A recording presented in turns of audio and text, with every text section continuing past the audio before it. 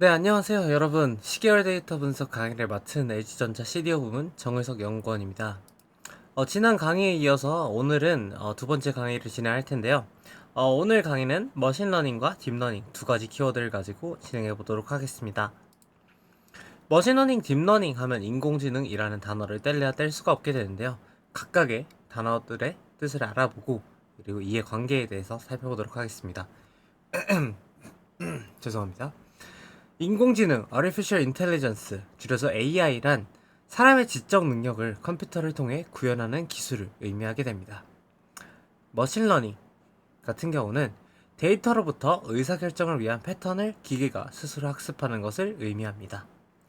더 나아가 딥러닝은 의사결정을 위해 기계가 데이터로부터 숨겨진 특징을 직접 추출하고 학습하는 것을 의미하게 됩니다. 이런 뜻에서 살펴보실 수 있다시피 인공지능은 엄청 큰 분야를 다루고 있고 인공지능의 일부가 머신러닝이고 그러한 머신러닝의 일부가 딥러닝이라고 할 수 있게 되는데요. 단순히 이 두 가지 정의만을 보고서는 이제 좀 머신러닝과 딥러닝의 차이를 이해하기 어려울 것 같아서 다음 장표를 준비해봤습니다. 그러면 머신러닝과 딥러닝 뭐가 다른가? 일단 복습 차원에서 제가 앞에서 정의했던 머신러닝의 개념을 한 번 더 살펴보겠습니다. 머신러닝은 데이터를 통해 패턴을 찾고 이를 바탕으로 예측이나 의사결정을 수행할 수 있는 것을 의미하게 됩니다. 그리고 딥러닝은 머신러닝의 한 분야로 인공신경망을 기반으로 하는 이제 학습 방법인데요. 우리가 신경망 하면 어떤 생각이 드나요? 우리의 사람의 신경망 같은 경우는 이제 한 줄기에서 여러 갈래로 뻗어나가는 이러한 모양을 갖고 있습니다. 그런 신경망의 구조를 따와서 우리는 딥러닝에 적용한 것이 바로 인공신경망이라는 것인데요. 인공신경망은 다층 퍼세트론과 같이 복잡한 구조를 가지고 있는데 이를 사용해서 데이터의 숨겨진 특징을 찾는 것이 바로 딥러닝이다 라고 정의를 할 수 있게 됩니다. 키워드 한번 살펴볼까요? 머신러닝은 데이터를 통해 패턴을 찾는 것이다 라고 하고 그 다음에 딥러닝 같은 경우는 데이터를 통해서 패턴을 찾지만 이제 인공신경망 같이 복잡한 구조를 가지고 있고 그리고 이를 활용해 데이터의 숨겨진 특징을 찾는다 라고 이제 키포인트 짚고 넘어가면 좋을 것 같습니다. 그러면 공통점은 도대체 뭔가 라고 했을 때 이제 둘 다 데이터를 기반으로 학습을 하고 그리고 데이터를 기반으로 패턴이나 특징을 추출해서 활용한다 라는 점이 공통점으로 찝을 수 있을 것 같습니다. 그러면 이제 제일 중요한 차이점을 한번 살펴보겠습니다. 차이점 같은 경우는 구조 복잡성을 제일 먼저 들 수 있겠는데요. 딥러닝은 일반적으로 머신러닝보다 더 복잡한 구조를 갖게 됩니다.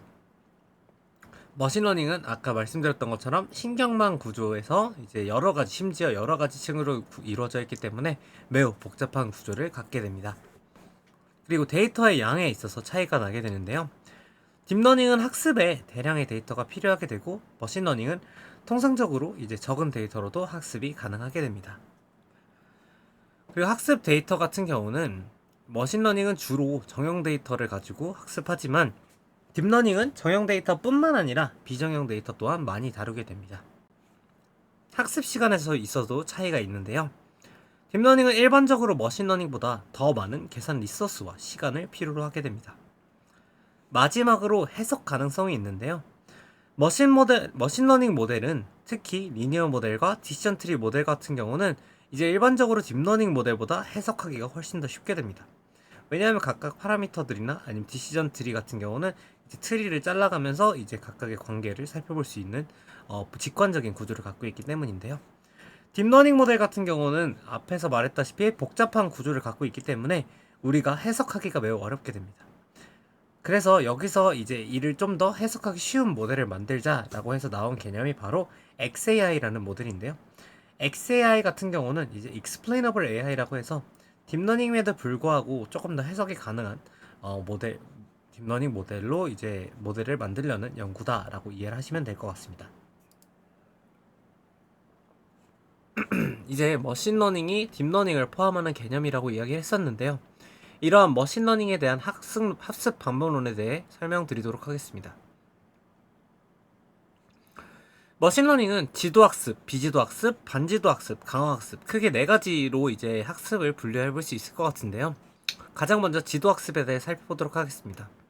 지도학습은 슈퍼바이스드 러닝이라고 해서 입력 데이터와 레이블을 함께 활용해서 모델을 학습시키는 방법론이다 라고 생각을 하시면 될 것 같습니다.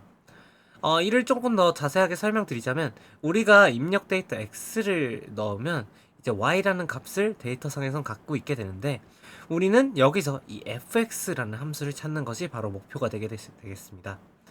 예시로는 뭐 선형외기, 리니어 리그레션과 디시전 트리, 의사결정 나무가 있게 됩니다. 그럼 다음으로 넘어가 볼까요? 비지도 학습이 있는데요.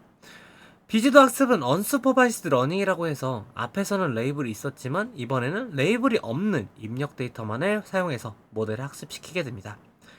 이를 통해서 학습을 하게 되면 데이터의 숨겨진 구조나 패턴을 찾는 것을 이제 수행할 수 있게 됩니다. 예시로는 K평균 군집화, 이제 클러스터링 기법 중에 하나죠. 이런 클러스터링 기법이나 뭐 생성 모델이 있게 되는데 생성 모델은 뭐 겐이나 어토인코더 같은 기술이 있습니다. 다음은 반지도 학습인데요.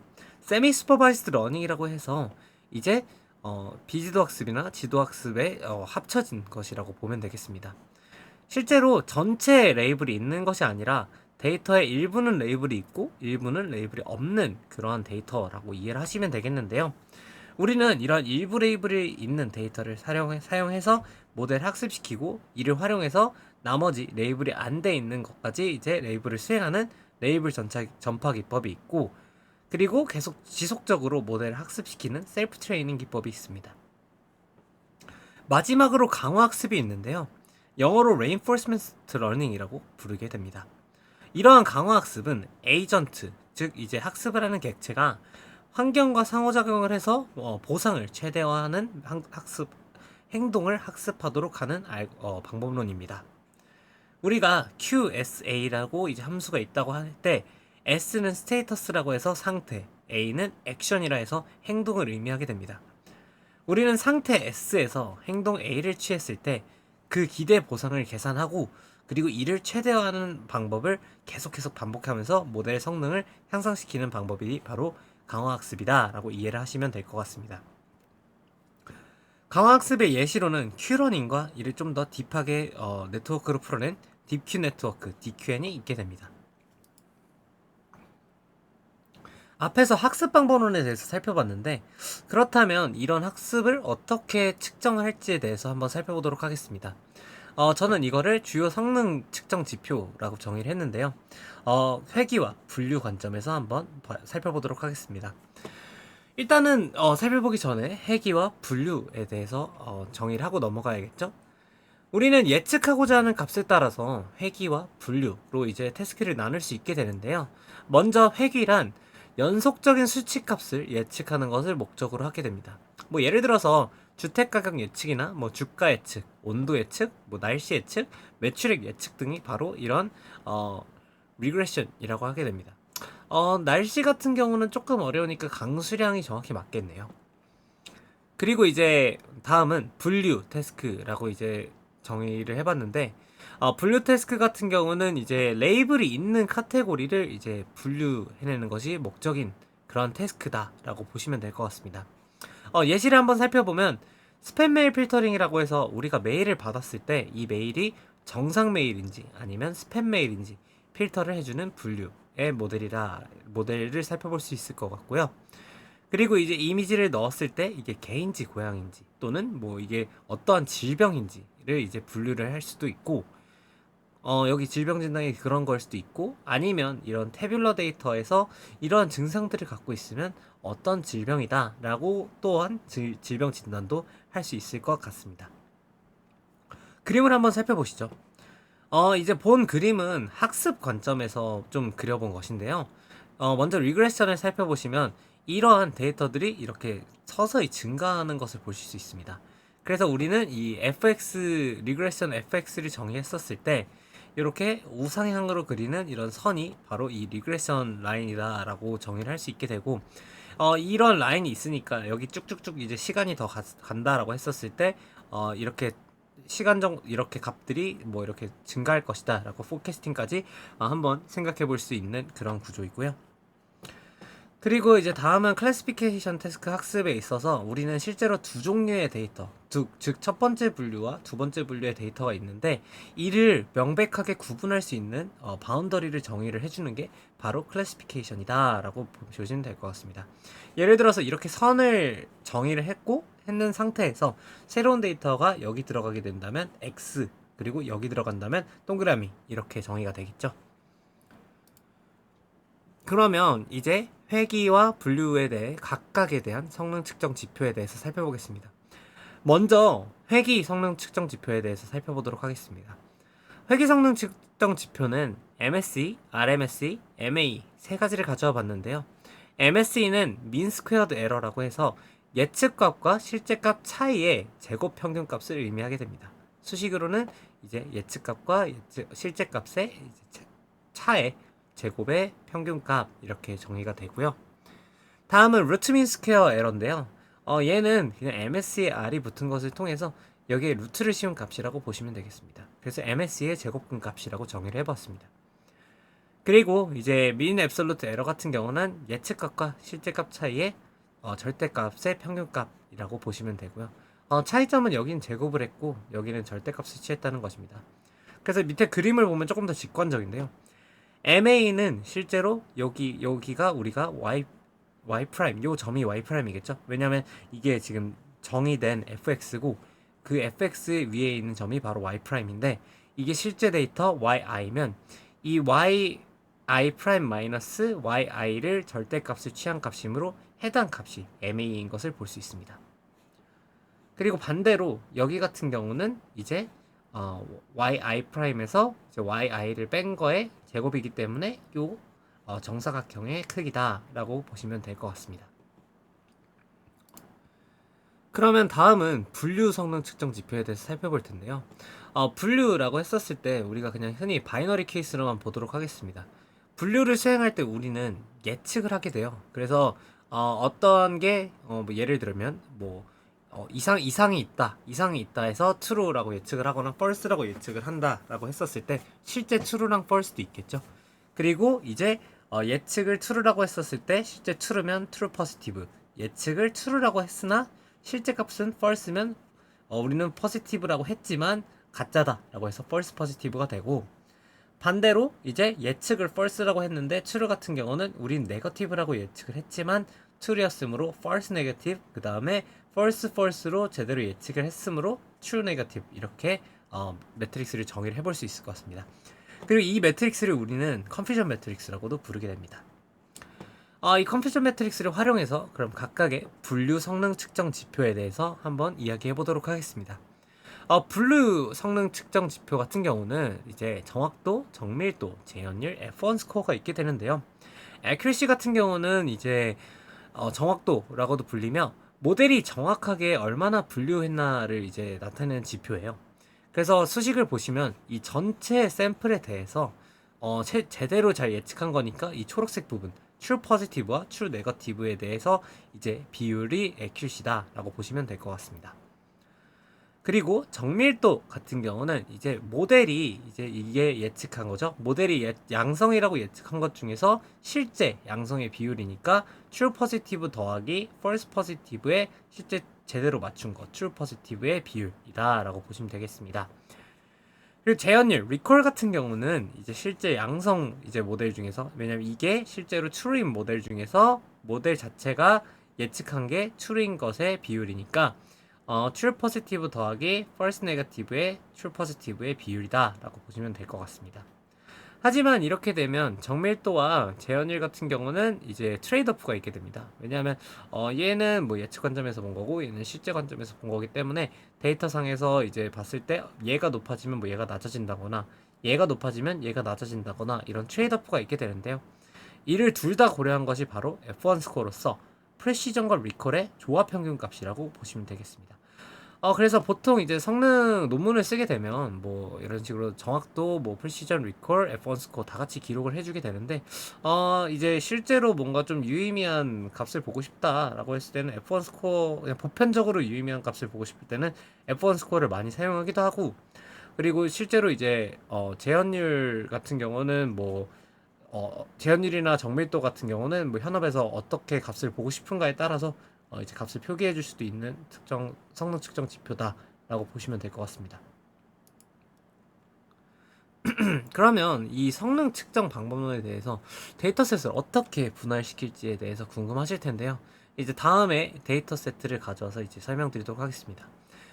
데이터세트란 이제 데이터들의 집합체, 즉 자료들의 모음을 일컫는데요. 우리는 흔히 뭐 데이터를 트레인, 밸리데이션, 테스트 이렇게 세 가지로 나눠서 이제 학습을 하게 됩니다. 이걸 조금 더 직관적으로 제가 정의를 드리기 위해서 기계, 모델을 고등학생이라고 정의를 해보겠습니다. 훈련 세트, 트레인 세트는 이제 기계, 학생을 학습시키기 위한 교과서라고 보시면 되겠고요. 검증 세트는 이제 밸리데이션 세트로서 우리 학생이 잘 학습하고 잘 배우고 있나 중간중간 확인할 수 있는 모의고사라고 보시면 되겠습니다. 이제 모의고사 성적이 안 좋으면 더 빡세게 공부를 시켜야겠죠. 약간 이런 개념이라고 보시면 되겠고요. 그리고 이제 테스트 세트 같은 경우는 우리가 최종적으로 훈련 및 검증을 수행을 했는데, 이제 이렇게 해서 학습이 잘 끝난 모델을 한번 테스트하기 위한, 최종 성능을 확인하기 위한 수능고사, 그러니까 수능이라고 보시면 되겠습니다.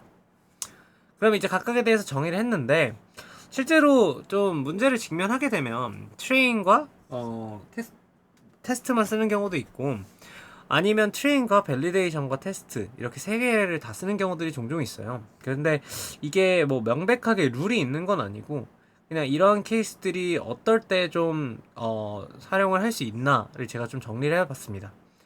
실제로 트레인과 테스트만을 사용할 때는 데이터셋의 크기가 너무 작아서 밸리데이션까지 고려할 수 없는 경우에 이렇게 두 가지로만 나눠서 활용을 할 수도 있고요.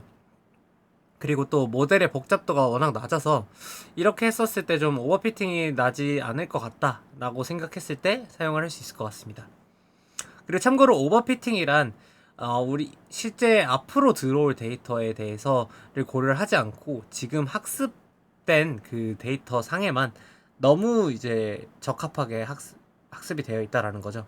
그러니까 너무 과하게 적합되어 있다는 건데, 이렇게 됐을 때 모델 복잡도가 너무 높게 되면 그냥 지금 우리가 학습에 쓴 데이터만을 위해서 진짜 엄청 빡세게, 아까 말했다시피 그 심층 신경망, 뭐 다층 신경망 이런 것들이 엄청 뻗어나가 있어서 지금의 트레인에서는 좋은 성능이 나올 수 있지만 새로운 뭐 뉴테스트라는 것이 들어왔을 때는 잘 안 나올 수도 있어요. 그래가지고 여기서 말하는 게 모델의 복잡도가 낮으면, 이제 낮아서 과적합의 위험이 적으면 이렇게 둘만 써서 해도 된다라는 게 이 말입니다. 좀 더 쉽게 말해서 그냥 데이터셋이 정말 쉬운, 조금 비교적으로 상대적으로 쉬운 데이터셋이면 이렇게 써도 될 것 같다라는 이야기라고 그냥 이해해 주시면 될 것 같습니다. 그리고 이제 파라미터 튜닝 자체가 파라미터가 별로 없어서 필요하지 않거나 아니면 간단한 튜닝만을 사용할 때 이렇게 좀 잘라볼 수 있을 것 같습니다. 그리고 반대로 그리고 잠시만요. 그리고 이제 트레인과 테스트에서 옆에 숫자 써놓은 거는 우리가 그 전체 데이터를 10이라고 했었을 때 7대 3으로 이제 잘라서 쓸 수 있다라고 이해를 하시면 될 것 같습니다. 그리고 이제 트레인과 밸리데이션과 테스트를 사용할 때는 뭐 이건 조금 바뀔 수도 있긴 한데, 그냥 통상적으로 6, 2의 데이터셋을 나눠서 사용한다고 합니다. 그래서 이와 같은 상황에서는 왜 쓰냐면, 이제 어떨 때 쓰냐면 데이터셋의 크기가 크거나 모델의 복잡도가 높아서 이제 과적합의 위험이 있을 때 얘는 사용을 하게 되고요. 그래서 이제 왜냐하면 과적합을 방지하기 위해서 밸리데이션에도 보고 테스트에도 본다, 약간 이렇게 이해를 해주시면 될 것 같습니다. 그리고 이제 워낙 모델이 좀 복잡해지고 그러다 보면 파라미터 튜닝이 필요하게 되는데, 이러한 파라미터 튜닝 작업이 복잡하거나 아니면 여러 번의 튜닝이 필요할 때 이런 밸리데이션 셋에서 파라미터 튜닝을 수행하면서 뭐 모델을 좀 더 최적화시켜 나갈 수 있는 그러한 단계다라고 보시면 될 것 같습니다. 네, 오늘은 일단은 그 머신러닝과 딥러닝 관점에서 좀 다룰 수 있는 기초적인 부분을 다뤄봤는데요. 다음 강의는 이제 좀 더 시계열 데이터에 대해서 한번 살펴보도록 하겠습니다. 감사합니다.